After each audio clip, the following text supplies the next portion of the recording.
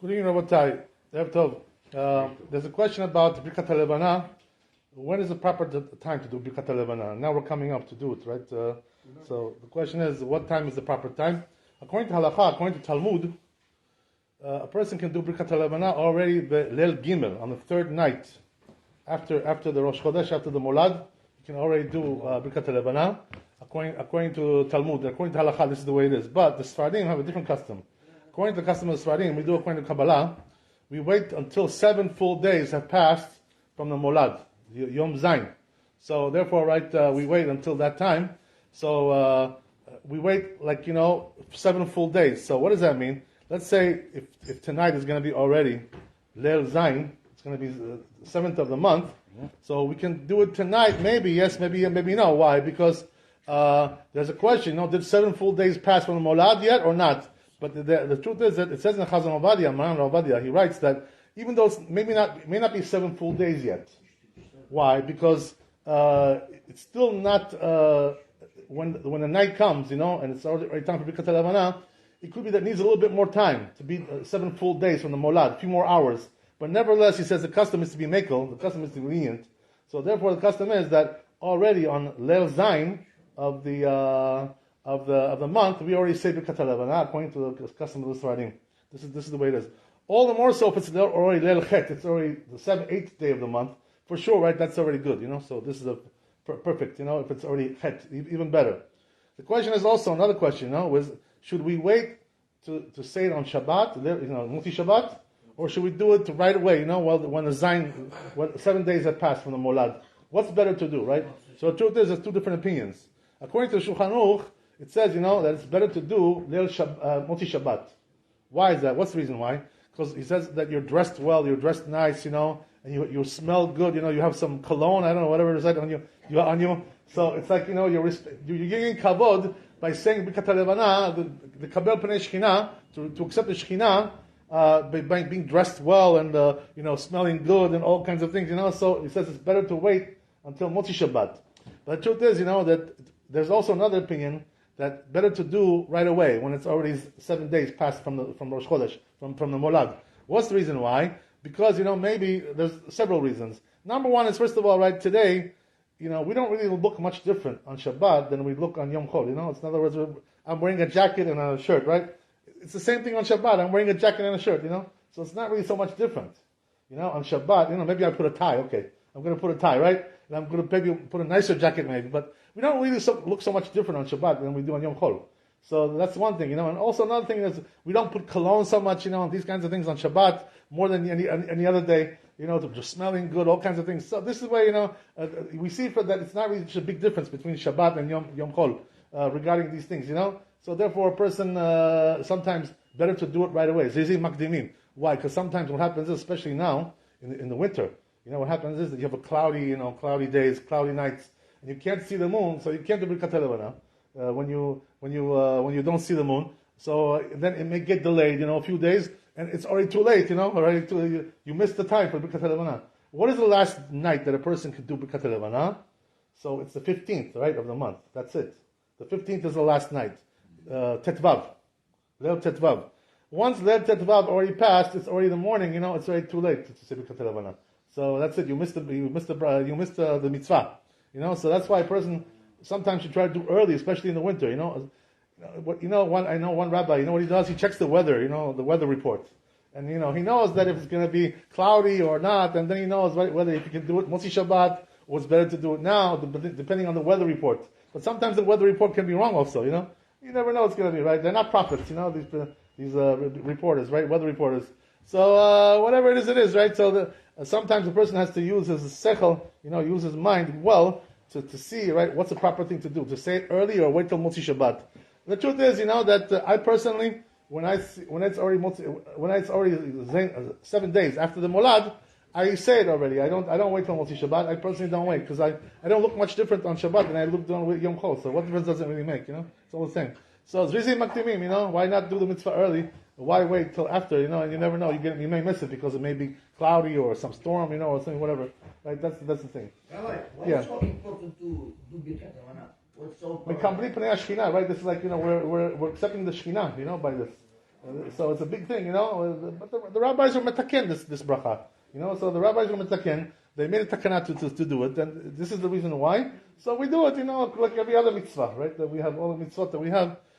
This is one of them, right? That we do. So it's also another thing, is that we go according to the moon, and the calendar that we have goes according to the moon. The goyim, their calendar goes according to the sun, the solar calendar. You know what I mean? By the way, a lot of people make a mistake with this. You should know that it's not shaykh to us, it's not relevant to us, the solar calendar. So therefore, a person, let's say, celebrating his birthday, right? Yom Huledet Sameach, happy birthday to you, right? Which is your birthday? Your solar birthday or your lunar birthday? Right? So really, for the Jewish people, it says in the Zohar Kadosh, it's not shaykh for us a solar birthday. Only the Hebrew birthday is shaykh.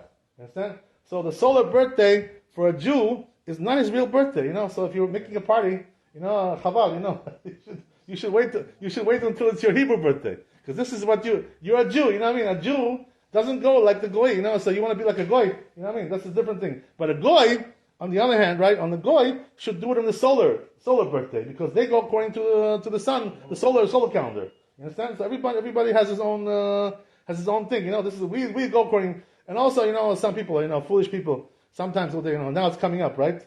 They celebrate New Year's Eve, like the goyim, Is that New Year's for you? What does that have to do with you? You don't go according to this calendar. We go according to the lunar calendar. So why are you celebrating New Year's Eve? For what you're celebrating? It's not shaykh to you. It's not relevant to you. This is not a New Year for you. You know what I mean? So what are you going to parties and drinking, champagne and all kinds of things? What's all this business? Or getting together with your family, and watching the ball drop, all kinds of things. Who needs these things? It's not relevant to us. It's not shaykh. It's not relevant. This is the thing. So a person has to understand that. Everybody has his own thing. So we're not shaykh, we're not connected with the solar calendar. That's what it says in Zohar Kadosh. So therefore we have no reason to celebrate that. Okay, that's one thing. Also I want to tell you one other interesting thing, which is that when it comes to Birkat Halevana, right, sometimes it's partly cloudy, So you do see it, but not so much, a little bit yes, a little bit no. So what do? Can you make Birkat Halevana when it's partly cloudy? It's covered, but you see it, sometimes this, sometimes that. So the truth is, that it says in the Chazon Ovadia, Maran Ovadia Shalom, he writes that the way you measure it is like this. What you do is, if you can benefit from that light, get some benefit from it, it's strong enough that you could do something with that light, use it in a certain way. If it's strong enough to use it, then you can bless on it, even though it's a little bit partly cloudy, you're allowed to. The truth is, according to the Arizal, though, according to Kabbalah, you're not supposed to bless when it's partly cloudy. But sometimes we rely on the halakha, we have to go always Kabbalah in everything. Sometimes we need to rely on the halakha because, let's say it's late already, and there's not a lot of time left. You may miss the bracha altogether, you may miss the mitzvah altogether. By waiting another night, 2 nights, you may miss it. So therefore the proper thing to do, is to do it early sometimes, because you never know what's going to be the next night, right? Maybe the moon is going to be covered altogether and you won't be able to do the bracha. Or maybe you're going to forget also, you're going to forget and, miss the mitzvah altogether. So therefore, better to do like the halakha, and then to, do like the Kabbalah always, and sometimes then miss the mitzvah altogether, Yatzas charo be'efsedo, that's what it says, right, regarding things like this. So a person has to do everything with chokhmah, with sechel. That's the thing. Another important thing about Birkat Halevana, I want to tell you, is when is the earliest that a person can bless? In other words, when he goes outside, right, it's dark, it's after Shkiyah, what time should he do? So really, you should wait until Tzet Kochavim. What does that mean? 13 and a half minutes after Shkiyah, after sundown, That's the proper time to do Birkat Halevana, because it's already night, according to the Geonim. So therefore, now he can do Birkat Halevana, no problem. What about if a person, wants to do a little bit earlier, like after Shkiyah?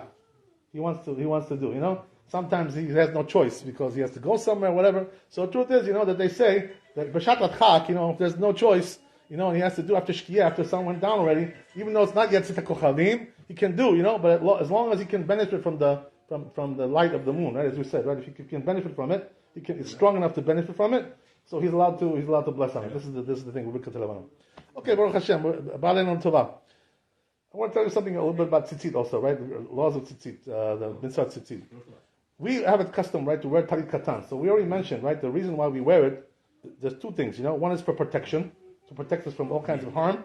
Also, there's another reason, which is that right? It says in the pasuk Kriyat Shema that we read every day. It says over there, that you should receive the tzitzit and remember all the mitzvot of Hashem. So even though today we don't wear any four-cornered garments besides the talit katan, nothing, so we're not really obligated to wear tzitzit, according to halakha.